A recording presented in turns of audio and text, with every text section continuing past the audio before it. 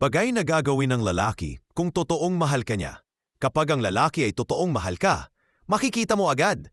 May mga kilos siya na hindi niya namamalayan. Minsan, simple lang, pero ramdam mo ang pagmamahal. Kung gusto mong malaman kung sincere talaga siya, panoorin mo hanggang dulo para malaman ang sagot. Mag-subscribe para sa mas maraming love tips araw-araw. Sign 1. Inuuna nga niya sa lahat. Kapag mahal ka niya, lagi kanyang uunahin. Bibigyan ka niya ng oras, kahit pagod siya. Minsan, kakansilahin niya ang plano para sa'yo. Ginagawa niya ito dahil mas mahalaga ka sa kanya. Halimbawa, ihahapid ka niya kahit gabi na. Ibig sabihin, priority ka niya higit sa lahat. Sign 2. Ipinapakilala ka niya sa lahat. Hindi siya natatakot ipakilala ka sa pamilya at kaibigan. Gusto niyang malaman ng lahat kung gaano ka kaimportante. Minsan, proud siyang sabihin na ikaw ang partner niya. Ginagawa niya ito para ipakita na seryoso siya. Halimbawa, isasama ka niya sa mga gathering. Ibig sabihin, proud siya na nasa buhay ka niya. Sign 3. Ipinaglalaban ka niya kapag mahal ka niya, handa ka niyang ipaglaban. Kahit may pagsubok, hindi siya bibitaw sa'yo. Minsan pipiliin ka niya kahit mahirap ang sitwasyon. Ginagawa niya ito dahil ayaw ka niyang mawala. Halimbawa, haharapin niya ang pamilya mo kung kailangan. Ibig sabihin, hindi siya susuko para sa'yo. Sign 4. Gumagamit ng we at our. Makikita mo sa salita niya ang commitment. Kapag kausap ka niya, laging may tayo o atin. Ibig sabihin, iniisip ka niya sa lahat ng plano. Minsan, wala siyang ako, kundi kami na lang. Halimbawa, plano naming mag-travel kaysa plano ko mag-travel. Ito ay senyales ng shared future kasama ka. Sign 5. Interesado sa totoong ikaw. Gusto niyang malaman ang pangarap at plano mo. Hindi lang tungkol sa ngayon, pati sa future. Minsan, tatanungin ka niya tungkol sa goals mo. Inagawa niya ito dahil gusto kanyang suportahan.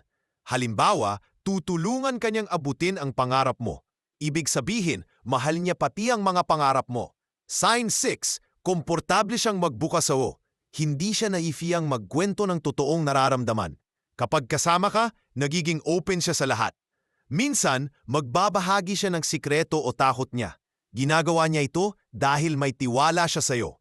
Halimbawa, magkukwento siya ng problema sa trabaho. Ibig sabihin, ikaw ang safe space niya. Sign 7. Pinoprotektahan ka niya. Lagi niyang sinisigurado na ligtas ka palagi. Minsan, sasamahan ka niya pauwi kahit gabi na. Hindi siya papayag na mapahamak ka.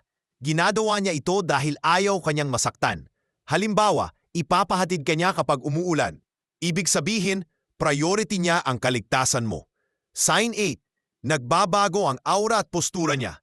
Kapag nakikita ka niya, iba ang dating niya. Bigla siyang ngumimiti at sumasaya. Minsan, nagiging mas confident at mas attentive siya.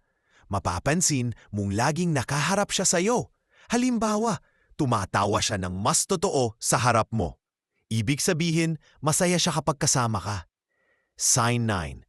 Gusto niyang maging exclusive kayo at magkaroon ng marriage, family at anak. Kapag mahal ka niya, gusto niya ikaw lang. Ayaw niyang may kahapi sa puso mo. Minsan malinaw niyang sinasabi ang commitment niya. Pinag-uusapan niya ang kasal at pagkakaroon ng anak. Halimbawa, nag-iipon siya para sa future ninyong dalawa. Ibig sabihin, nakikita ka niya bilang forever partner niya. Kapag nakikita mo ang mga palatandaang ito sa kanya, malaki ang posibilidad na tunay ang pagmamahal niya. Mahalaga lang na pahalagahan mo rin ang effort niya. Huwag mong abusuhin ang kabutihang ibinibigay niya. Ipakita mo rin na deserve niya ang pagmamahal mo. Kung gusto mo ng mas maraming tips, mag-subscribe ka na ngayon.